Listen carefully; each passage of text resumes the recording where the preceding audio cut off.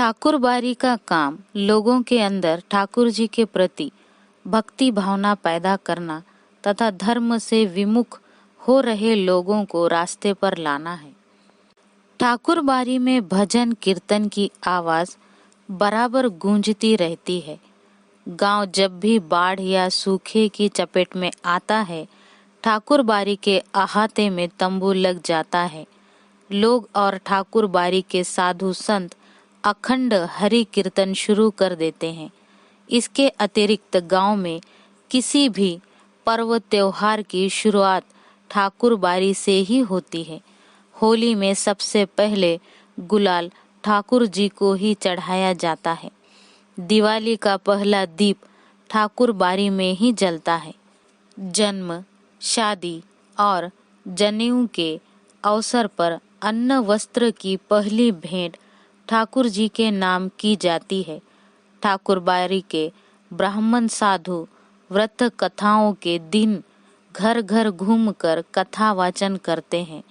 लोगों के खलिहान में जब फसल की दवनी होकर अनाज की ढेरी तैयार हो जाती है, तब ठाकुर जी के नाम अगउम निकाल कर ही लोग अनाज अपने घर ले जाते हैं। ठाकुरबारी के साथ अधिकांश लोगों का संबंध बहुत ही घनिष्ठ है, मन और तन दोनों स्तर पर। कृषि कार्य से अपना बचा हुआ समय वे ठाकुरबारी में ही बिताते हैं। ठाकुरबारी में साधु संतों का प्रवचन सुन और ठाकुर जी का दर्शन कर वे अपना यह जीवन सार्थक मानने लगते हैं। उन्हें यह महसूस होता है कि ठाकुरबारी में प्रवेश करते ही वे पवित्र हो जाते हैं। उनके पिछले सारे पाप अपने आप खत्म हो जाते हैं। परिस्थितिवश इधर हरिहर काका ने ठाकुरबारी में जाना बंद कर दिया है। पहले वह अक्सर ही ठाकुरबारी में जाते थे। मन बहलाने के लिए कभी कभी मैं भी ठाकुरबारी में जाता हूँ, लेकिन वहाँ के साधु संत मुझे फूटी आंखों नहीं सुहाते। काम धाम करने में उनकी कोई रुचि नहीं। ठाकुरबारी को भोग लगाने के नाम पर दोनों जून हलवा पूड़ी खाते हैं और आराम से पड़े रहते हैं। उन्हें अगर कुछ आता है तो सिर्फ बात बनाना आता है। हरिहर काका 4 भाई हैं।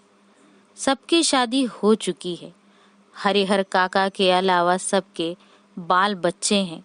बड़े और छोटे भाई के लड़के काफी सयाने हो गए हैं। दोनों की शादियां हो गई हैं। उनमें से एक पढ़ लिख कर शहर के किसी दफ्तर में क्लर्की करने लगा है। लेकिन हरिहर काका की अपनी देह से कोई औलाद नहीं। भाइयों में हरिहर काका का नंबर दूसरा है। औलाद के लिए उन्होंने 2 शादियां की। लंबे समय तक प्रतीक्षारत रहे, लेकिन बिना बच्चा जने उनकी दोनों पत्नियां स्वर्ग सिधार गईं। लोगों ने तीसरी शादी करने की सलाह दी, लेकिन अपनी गिरती हुई उम्र और धार्मिक संस्कारों की वजह से हरिहर काका ने इनकार कर दिया। वह इत्मीनान और प्रेम से अपने भाइयों के परिवार के साथ रहने लगे। हरिहर काका के परिवार के पास कुल 60 बीघे खेत हैं। प्रत्येक भाई के हिस्से 15 बीघे पड़ेंगे। कृषि कार्य पर ये लोग निर्भर हैं। शायद इसीलिए अब तक संयुक्त परिवार के रूप में ही रहते आ रहे हैं। हरिहर काका के तीनों भाइयों ने अपनी पत्नियों को यह सीख दी थी कि हरिहर काका की अच्छी तरह सेवा करें, समय पर उन्हें नाश्ता खाना दें, किसी बात की तकलीफ न होने दें। कुछ दिनों तक वे हरिहर काका की खोज खबर लेती रहीं। फिर उन्हें कौन पूछने वाला। ठहर चौका लगाकर पंखा झलते हुए अपने मर्दों को अच्छे अच्छे व्यंजन खिलाती। हरिहर काका के आगे तो बची खुची चीजें आती।